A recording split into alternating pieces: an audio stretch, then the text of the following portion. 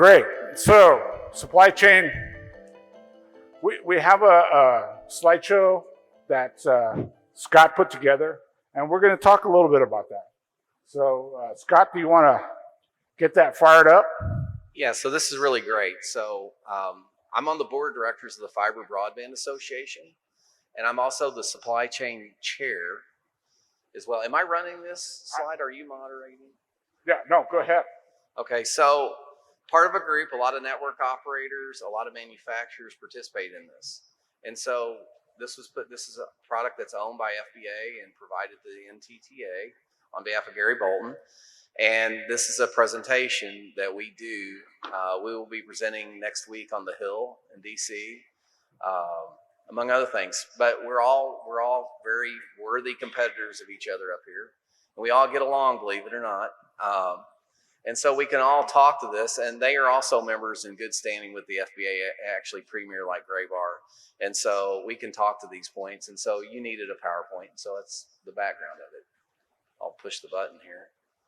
Oh, thank goodness someone put their names, because the last one was Jerry Setterlund, the VP of Calix, and I did the last one for Pennsylvania. So are you doing this or am I? No, go ahead. Oh, okay. All yeah, right. No, I've been talking all day, so like I'm kind of beat. Moderator. It'll make Godfrey's job easier. See. Okay. So I'd like to welcome Troy of Wesco, Vice President of Wesco, Joe, which is the Director of Field Sales for Walker and Associates as well. We'll be kind of bumbling through this a little bit and tell you a little bit about the supply chain. And what this does, it's going to take you where we were in the crazy times about the last 2.5 years up to where we are right now. And we'll walk you through what is the distribution and what does that mean to you. So again, there's a Fiber Broadband Association supply chain white paper this is built on. It was provided to Godfrey and Sonia, and they have it posted for you. It's very educational. The FBA is also releasing a supplemental update, right? Because of lead times, which you'll see with the slides. So real quick, just anatomy. So what you might think about the supply challenges that we went through. Raw materials, so how do you make fiber optic cable, the jacketing, etc.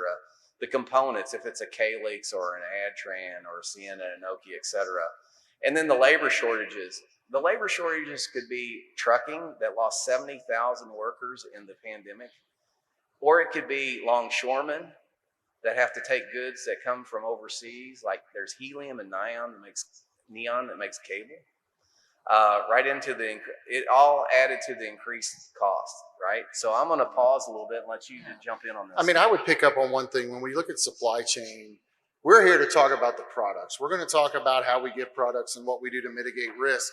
But the reality is the contractors that are in here, all of the integrators and people that are here, nothing's going without the product. I mean, let's just get right down to it. Without the product, there's also labor shortages. So the ability to forecast your labor and establish contracts to ensure that you have the labor there, when you get that done, which is pretty hard right now, it's pretty tough. The one thing you don't want to have is no product, right? So with those, they have to work together. Supply chain is, it's commonly we talk about products, but the reality is, and I love how this is set up, is that ties directly into your availability of labor and establishing those contracts so that you can forecast to ensure you have product. I mean, they go hand in hand. It is all part of the supply chain to get this work done. And one thing I want to add to that as a tip, if you're out to buy fiber, but there's a big delay only because of everything that's happening here, labor shortages, trying to get it transported to you or whatever else. But I got all this interduct that I put in the ground. That doesn't prevent you from stopping your project. You can put all that stuff in the ground, and as soon as that fiber comes in, you can blow it in, and it's no big deal. But remember, you have to start thinking about these things. What can I do? It's just laying that interduct pipe underground, and then I'll get back to it with my fiber later on. We'll blow it in, no big deal.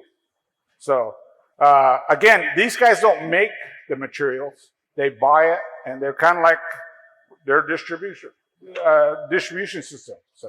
So supply chain, what is that? Distribution, what is that? And what you're really talking about here is the process by which product is manufactured and delivered to a project. So you could call us logistics, you could call us supply houses or distribution. I think really the easiest way to think about it is manufacturers today build in a just-in-time fashion. Do you guys remember just-in-time inventories from the 90s and 2000s? A few heads are nodding, right? Good. So it's the same thing in getting your equipment from distribution from manufacturers. Manufacturer wants to build it. He wants to ship it as quickly as possible. Distributors want to receive it and turn it around as quickly as possible. And what that turns into for you is complication, unless you have a partner of the quality of one of these guys. As Scott said earlier, these are worthy competitors, and there are certainly plenty of business out there in ways that you can work with multiple distributors. At the end of the day, supply chain anatomy, what Scott's describing here, is that it doesn't have to be as complicated as this looks if you're talking to a distributor partner and you're making plans. We'll get into that more, I have a feeling. Yeah, that's part of the mitigation slides for later, but here's the distribution chain so you guys see what happens, right? It's not just about, look, we're in the middle. We're 3 in. So if you look at all, we talked about raw materials and how does that get to the components for the manufacturer, whether it's your optical electronics or your fiber or your duct or any of that, the resins, we've had all these shortages, they have to get there. That product is made, then it has to get to us. And then we have warehouses around the United States, various depending on Wesco versus Graybar. We're pretty similar, honestly, but and Walker's a little bit different how you guys do it, but they have big warehousing locations.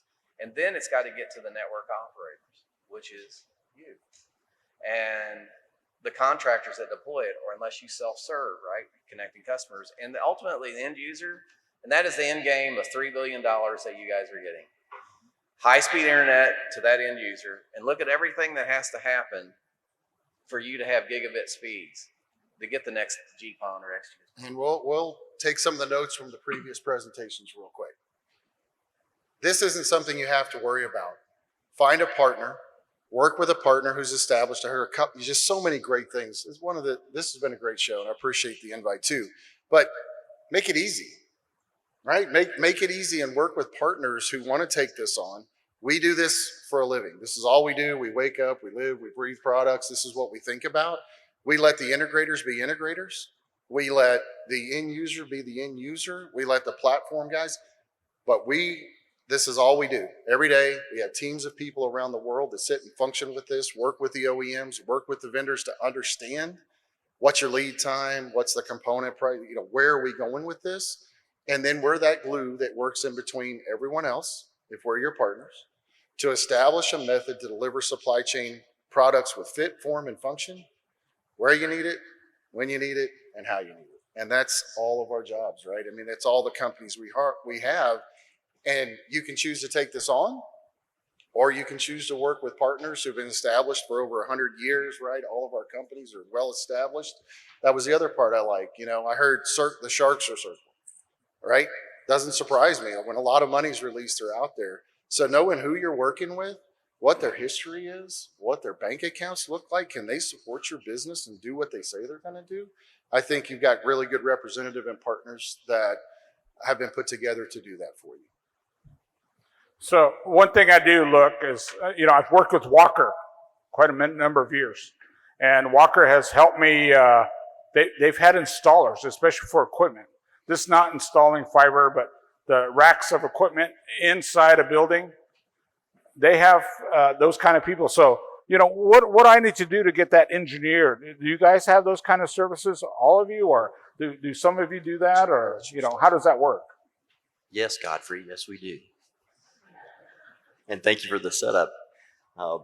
He knows what he's doing, and that was all by design. Thank you, Godfrey.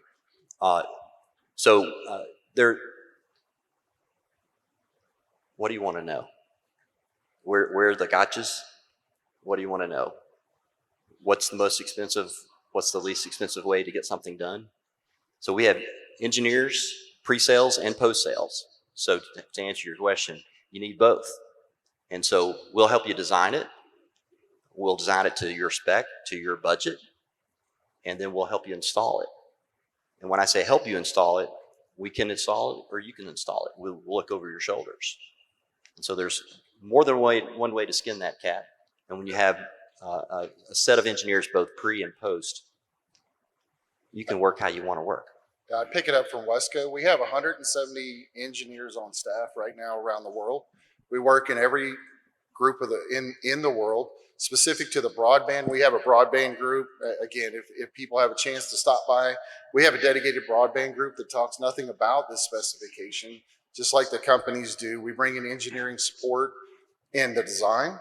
Again, these are things you're looking for in a partner, right? Can you help on the engineering? Can you help my design? Can you ensure the specification of the product that's going in so that sustainability later, it works? You turn it up, people don't disappear and the product just shuts back down, right? Making sure the specification's there. You know, you said something a minute ago that I want to key on, and it's mine from now on. Okay. You called us a glue guy. NCAA tournament's going on right now. Anybody's team still in the tournament? Mine's not. So Day one. I'm out. Yeah, I was out day two. But really, honestly, it's partly because we didn't have a really good glue guy. The national championship Baylor Bears in 2021 had a fantastic glue guy. And that's what your distributor can be, is a glue guy. Keep it all together for you. I really rather you think of us as a partner as opposed to a distributor. Because if we understand your timing, if we understand your plan, we can be that glue guy. All of us. Okay, no, I think you guys covered it. We're up here for a reason. We're the big guys in the industry. So, but let's just move on and take a little challenge here, just so you guys can see it. In the fiber broadband white paper, you'll see the year 2021 where 2022 now shows, because there's not that much of a difference in the increase this year. We had 52-week lead times, which you'll see in a further slide, that are now down to 4 to 6 weeks of fiber we're talking. But if you looked at all the things that happened, 72 million miles of fiber in demand in 2021 and now 2022, or last year as well.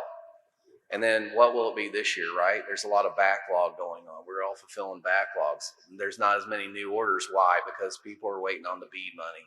They're waiting to see how much money they're going to get before they start procuring again. And it's a perfect lull, but it's just a lull, and the forecast is it should revert.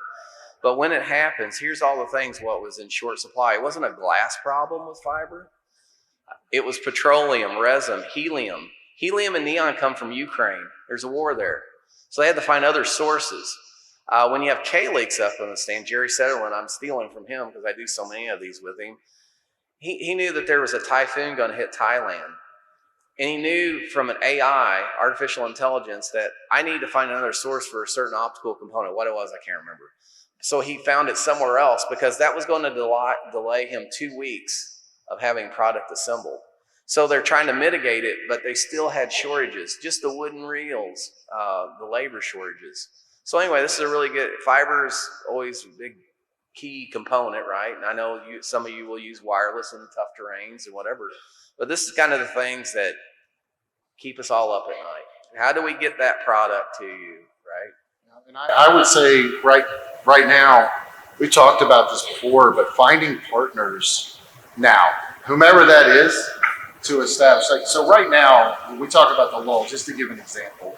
So right now in the United States, not only in fiber, but in associated products. So we're sitting on about $150 million worth of these products, and everyone's stocking, right? You get this lull where we have orders that have come in. We've had backlog of products show up.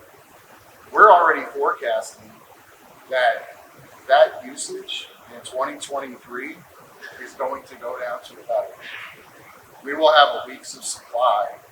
What we're forecasting in 2023, and we have $300 million on order today with no orders. We've already put the orders in. We're already bringing it in, scheduling that through first quarter of next year.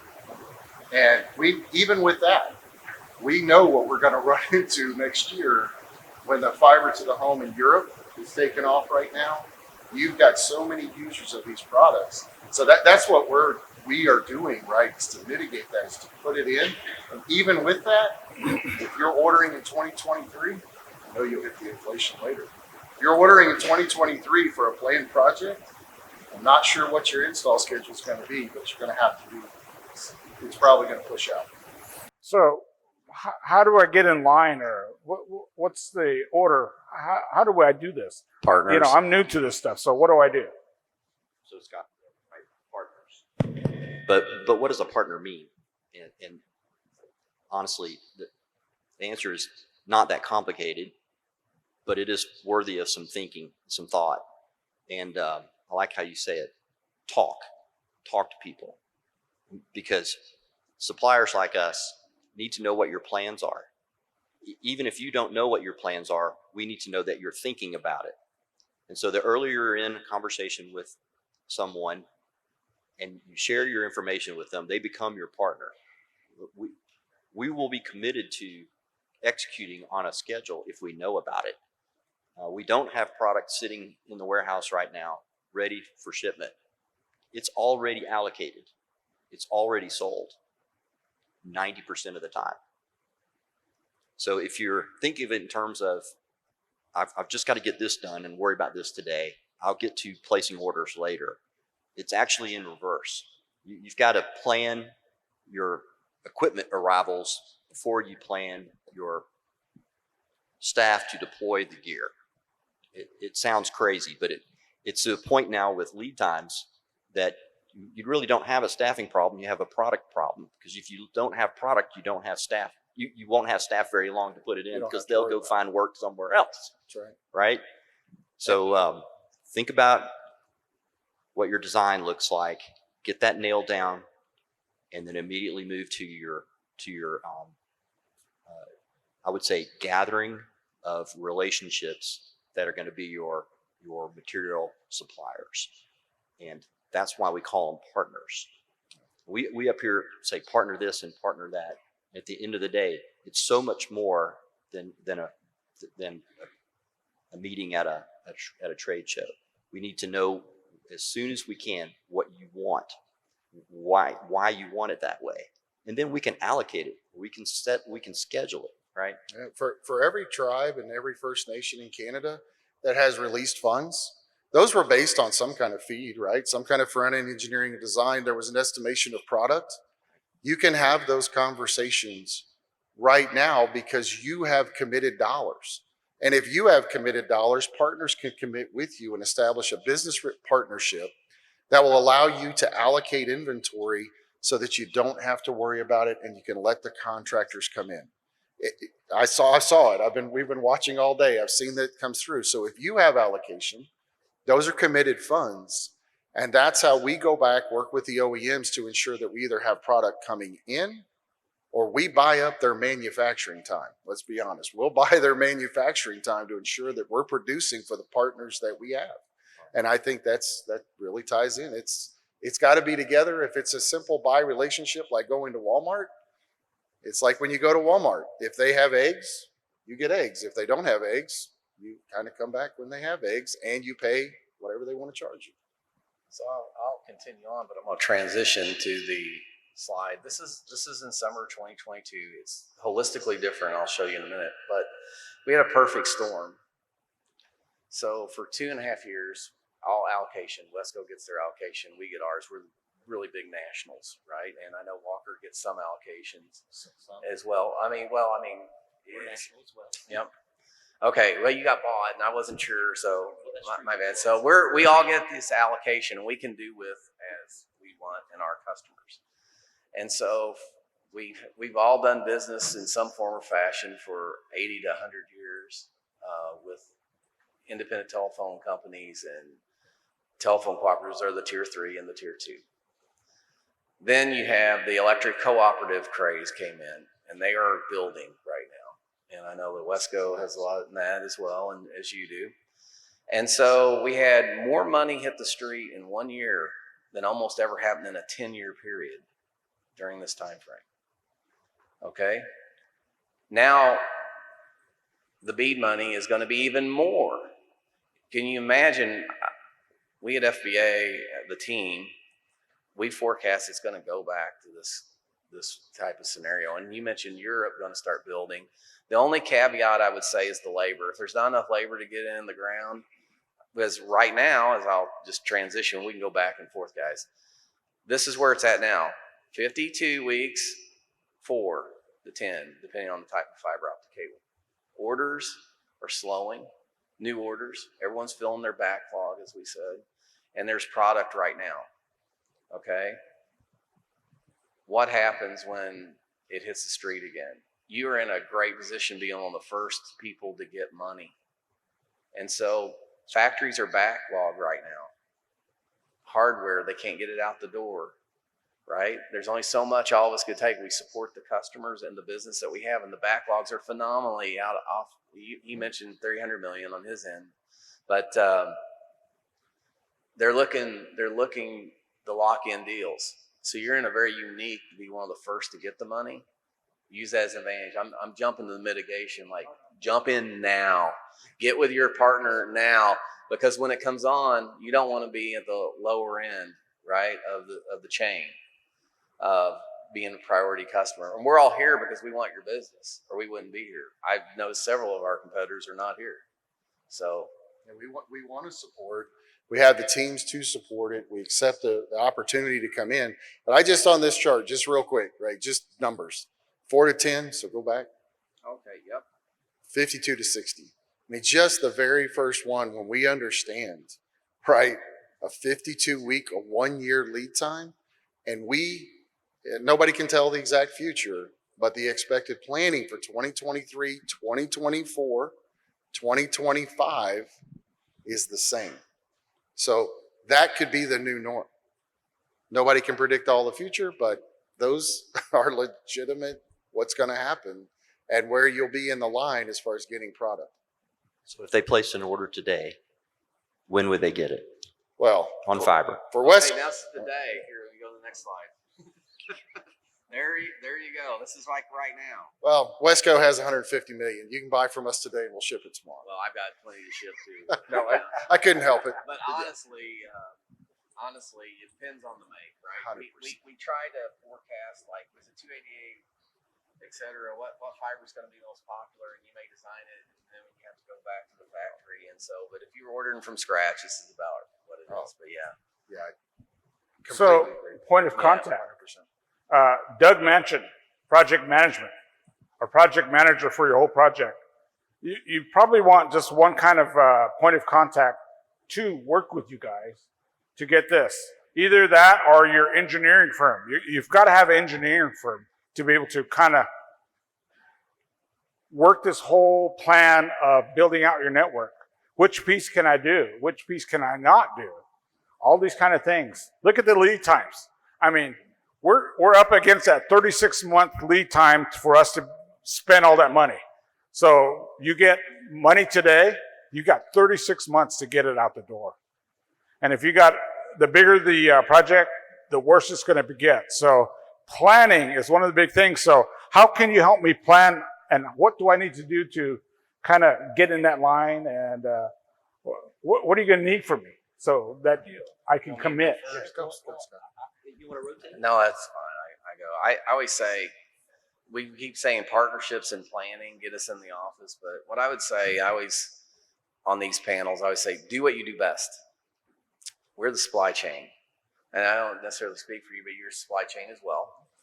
But you have multitude of partners. There's a project manager sitting right there, Brownstone. He did the FAR project. You see him on lots of videos out there of that.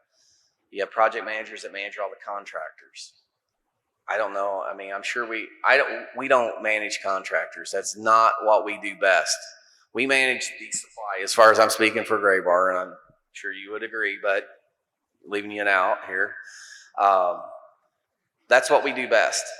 Where the wheels come off is when someone starts trying to manage a project. It's not a project manager for contractors, or a project manager is trying to manage supply.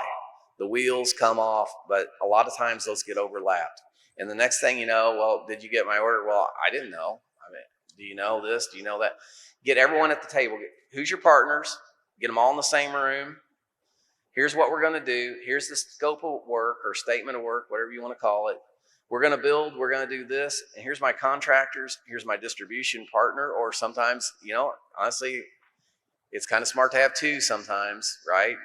If one can, honestly, no one likes to say that, but 2 or 3, right? Depends on what you're doing. Get them in the room. It's tough.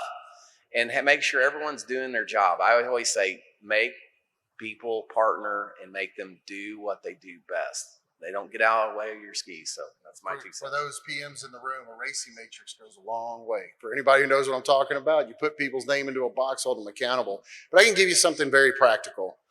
We've heard a couple examples. I know I did today of like what's practical. One of the things that we look at is you can take an 80% probability against your current feed. In other words, what estimate you put together when you were designing to get your award, there was a roughly 20 to 25% of that was probably product. You can go after 80% now. Your project will change. What you need exactly will change. It'll evolve and it'll go. But in 80% of your current forecasted demand against material is usually a very safe bet. It's, hey, I know what I need. These are the products. I can take 80% of that. I can work with a partner, get that committed, give myself flexibility on the remaining 20% as we get in a room, hold people accountable, as you forecast and your design changes. That's a very practical thing. You can go back exactly to what you budgeted, take 80%, establish that now so that you know when you'll have it, give yourself that lead time against the additional 20, work with your partners as your schedule changes. I mean, that's a very kind of a practical way that you can go after it, and you can go after it today if you've been funded. I would, excuse me, I would just add that I have a little project in Oklahoma on tribal lands that they went through 3 phases. They just finished their 3rd phase. And the first phase, they started off with just an engineering firm. The second phase, they had an engineering firm that was doing engineering. Sorry, the first phase was engineering and construction. The second phase was a separate company that did the engineering from the company that did the construction. And their 3rd phase, they added a distributor to the process. So to your point, Scott, I couldn't agree more. Do what you do best and line up the proper resources. In fact, I would add a 4th to that. What I'm seeing in a project that we're doing in Tennessee right now is having a project management firm run it for you. So you've got a pure project management function where they're doing audit of the construction. They know the life of the fiber. I love that part. They can tell you where the fiber birthday was and the fiber live date is, which is, where it was first installed and where it lives in the network. Yeah, we talk about, self-performing, right? So if you take on the ownership that you don't have a construction firm, you don't have a design firm, that is okay. I would just say it's like building your own house. If you enjoy that and you like the scheduling and the conflicts between your subcontractors and you want to manage it, that's okay. Or you can take a little bit easier or more productive route and you can bring partners in and have them own the components for you and hold them accountable. Hold them accountable and drive them, and that's where Scott started this. Can I just add one more thing? That little project in Oklahoma, between the project management, that 4th entity, and adding a supplier, like it could have been one of the 3 of us. It happened to be us in this case. They closed the loop on 800-mile construction in 8 months. It was the fastest 800 months they'd ever built, so they said. So they were very pleased with what they had learned through the process. When you partner, you have that capability.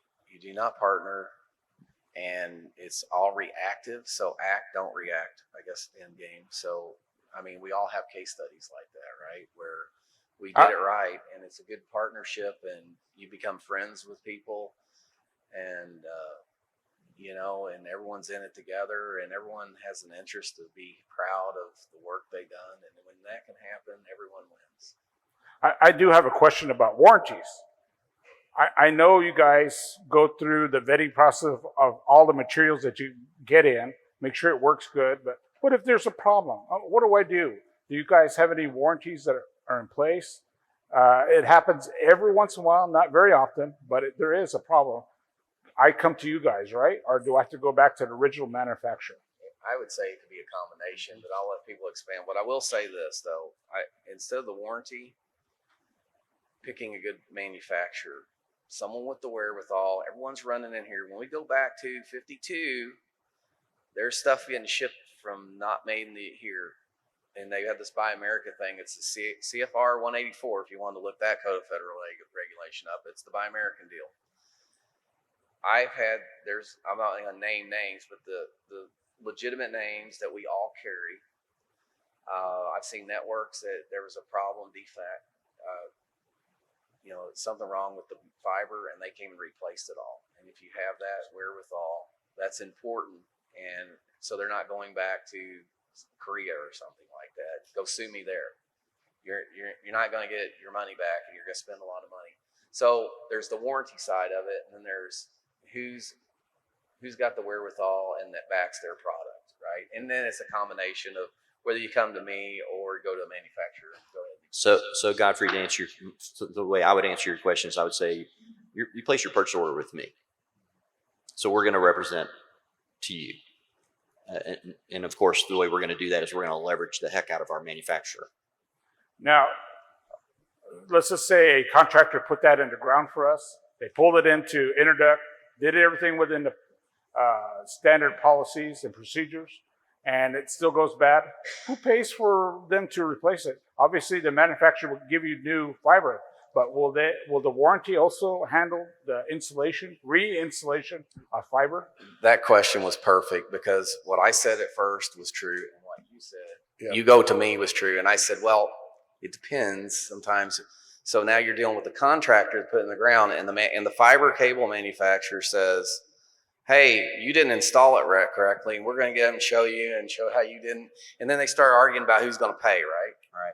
So, and we're in the middle of it, but we may or may not have sold to the contractor. Sometimes we sell to the contractor too, right? And sometimes, so it's everyone's involved in having your partners, and everyone's going to bat for you. Yeah, but but go ahead. I was just, I know you've heard it, and we're just kind of beating it down. What you want is people who were committed to you from the very beginning. The contractor, the distributor, the OEM, you want them at the table because they're going to want to support it. Like, the answer is, if we sold it, we're the conduit. We're the glue. We're going to talk about that. We're going to coordinate with the manufacturer. At the end of the day, to sit here and say, I know who's going to pay, I don't, because I think we've all been through situations where it's, well, maybe it wasn't the contractor. Maybe it was the handling of the product that got there. There's different things, but I would say this. You want somebody representing you, right? Like, if you all are our customer, you're our customer. We're here to support you, and we work with the OEMs. We buy from them, but who's our customer? It's who we work with and sell to, and that's what our job is. And our job is to get to the bottom of that, figure out a resolution. I mean, an example, not great examples. Who likes to talk about bad things, right? I mean, I know that we've split on a fiber installation that the specs were wrong. We provided the absolute right fiber that was spec'd. We really didn't know, because it wasn't a partnership, that it was actually going underground. So we supplied what was specified. Contractor did exactly what they were supposed to. AI pulled that in. And so then you got the guy who comes out, looks in there and goes, red tag, I'm shutting the whole thing down, wrong fiber. And when that happens, and I hate to say that it might, but it will, there's things that happen on the job. I would just say you want to be with people who want to support you and want to be in your business, because you'll get to a resolution and it will get fixed. I think I can speak for 3 companies. We've never left anybody and said, oh, well, let's just not fix that and we're just going to move on. Some way we're going to come to a resolution, no matter who that is. So standards are very important, right? Policies and procedures, those should all be placed in when you're doing everything. So you kind of have to go along these lines to make sure that everybody's protected, and you're protecting your job. So again, exposure and liability, that's another thing that we're going to talk about at some point in time. Doug and I have been talking about that a little bit. How do you protect yourself? And these guys are trying to do the best they can. But if something's specified wrong, just like he said, if it's spec wrong, I gave you what it is. But just to let you know, this is not the stuff that you're supposed to put in the ground. So when you build a partnership, hopefully you'll let us know that this is not correct to industry standards. And you mentioned earlier a good consultant, et cetera. So Cobb Finley's running around here. They're top tier. Vantage Point. We work with all of them, by the way. All of us do. Vantage Point's running around here. I saw Larry and et cetera. So there's Larry over. Oh, he's got a booth. Larry. So over there, they're very reputable, and I don't see anyone else, but I'm sure there's some other good. Okay, so yeah, CHR, yeah, I saw them. They're very good too.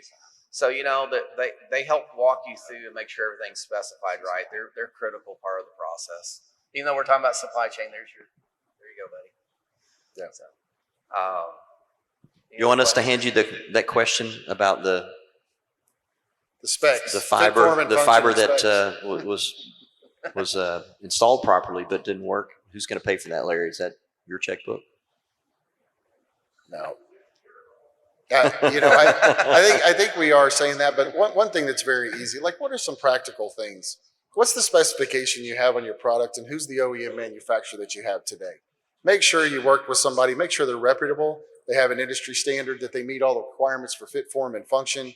And I think the companies that we're going to work with, they're reputable. They're going to bring in the products. They're going to bring in the specification, but you have a record of it.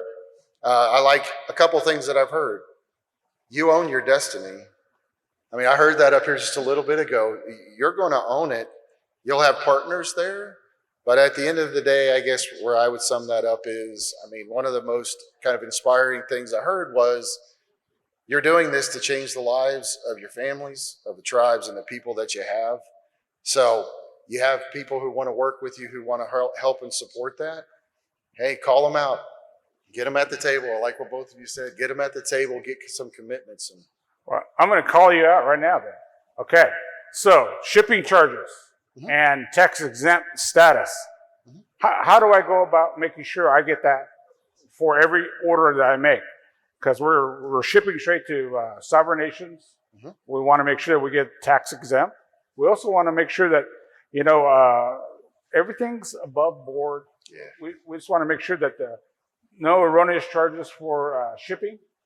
I mean, that can, sometimes I've seen where shipping costs more than the equipment itself. It's like, I want to drive to your warehouse. I'll pick it up myself and throw it back in my truck or whatever. So in those points, how can we all work together to make sure, like you said, partner, and we want to make sure we're getting the best price? I'll go first, and you get to wrap up. How about that? I'm sorry if I was doing that. Great. Okay, so negotiate in advance. Freight terms, negotiate them in advance. Freight terms, take advantage of any manufacturer program that they have to ship direct. Many manufacturers, if you meet order minimums, will pay freight for you. In distribution, freight is a major cost. It shows up on our income statement. Freight is a huge bill, to your point, right? Because it's insurance, it's fuel surcharges, it's a major expense. So do what you can to negotiate it up front. Always audit your invoices for freight. And that's coming from a distributor, right? I would advise you always look at your invoices and check the freight lines. yeah, I would say just to really just start it up front. I'm not in sales, right? I'm in supply chain, but we got great partners and leaderships over here. Should be working with the salesperson. That's what our sales teams are for. Again, what is it you're looking for? What are we talking about as a price? What's your tax exempt status? What are the things that are going to come in? And you need to be able to count on us, companies, to take that information, ensure that it's set up correct. If that's your account, right? Make sure the account is set up correct as it's in there. That way the invoicing and billing, can mistakes happen? Absolutely. You pick up the phone, hey, I've audited, I got a problem, this isn't what we talked about. Sure. And you count on that company and they're going to make it right for you. But I'd say that really starts at the beginning. When you got the tax exempt status, it's knowing that. It's knowing either if you don't know, they ask the question. It's also but knowing who we're selling to, is so that our sales teams understand that we're going through that process to set your account up so that we just don't have that problem as we go forward. That's how we would do it. So I was ending on that one. So they're going to shake their heads that they have these two managers, financial services, and directors of finance that work with the salespeople. It's often a form for the tax exempt. You fill out the form, et cetera. I know Godfrey, you'd asked me a question. I went to our manager. That's a form. There you go. That's sort of, yeah, and they know, and there's expertise, and they have them too. So I said they would do this as well. So that's always important. But the sales rep, you're right, and the manager of the sales team. Oh my gosh. They're very critical, and that's why they're always the single points of contact, and then we're overhead, right? To support them. Yeah. I joke. I say I'm always a corporate overhead. Yeah, we always say we're corporate. We're here to help. Yeah, exactly. Yeah, nobody believes that, but yeah, that's how. I mean, that conduit to the company from a sales perspective just critical, and setting that up, establishing it, and then correcting errors and fixing issues and risks when they happen.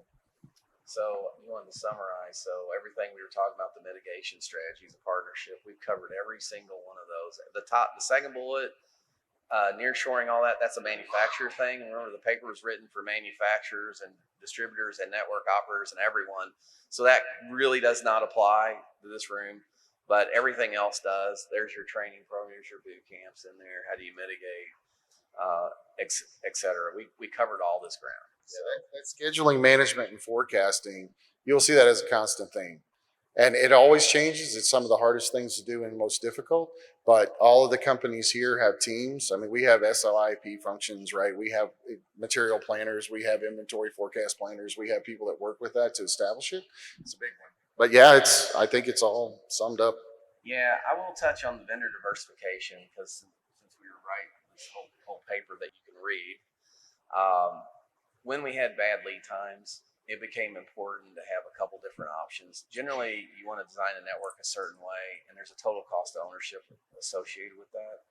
But when the supply chain got so bad, it became recommended that, hey, work on this design where there may be a way to connect an ONT to a home, a certain form factor or another form factor, and the same manufacturer may have two options. And when one option became 30-week lead time, the other one was down to 8 weeks. And so you can get the 8-week product and keep building, et cetera.